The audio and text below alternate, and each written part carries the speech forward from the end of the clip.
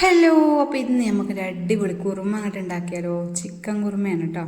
അപ്പോൾ ഞാനതാക്കണം വെളിച്ചെണ്ണ പാർന്ന് വലിയ ജീരകം പൊട്ടിച്ച് ഏലക്കായ് പട്ട ഗ്രാമ്പു കരിവേപ്പിൻ്റെ ഇല അതേമാതിരി പച്ചമുളക് പിന്നെ ഒരു സവോളയാണ് ഇട്ട് കൊടുത്തിരിക്കുന്നത്.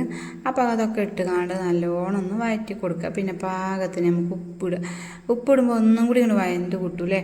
അപ്പോൾ ഏതായാലും അതൊക്കെ ഇട്ട് കാണ്ട് ഒന്നങ്ങോട്ട് മൂടി വെച്ചാൽ അപ്പോൾ നല്ല ഒന്ന് വാടി കുഴഞ്ഞ് കിട്ടും നമുക്ക്.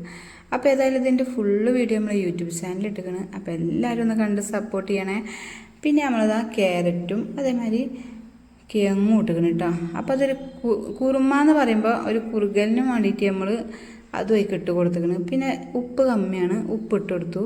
പിന്നെ കുറച്ച് കുരുമുളക്, മെയിനായിട്ട് നമുക്ക് കുറുമയ്ക്ക് കുരുമുളകാണല്ലേ. പിന്നെ കുറച്ച് ഗരം മസാല, പിന്നെ കുറച്ച് മല്ലിപ്പൊടി, ഇത്രയും സാധനമാണ് നമുക്ക് അതിലേക്ക് വേണ്ടിയത്.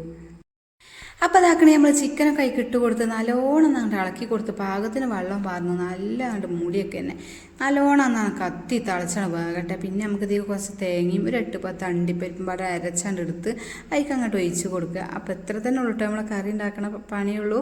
അപ്പോൾ ചിക്കൻ കുറുമ ഉണ്ടാക്കാത്തവരൊന്നും ഉണ്ടാക്കി നോക്കൂ. അപ്പോൾ ഇഷ്ടപ്പെടുകയാണെങ്കിൽ എല്ലാവരും ലൈക്ക് അങ്ങോട്ട് ഇട്ടോളിയും.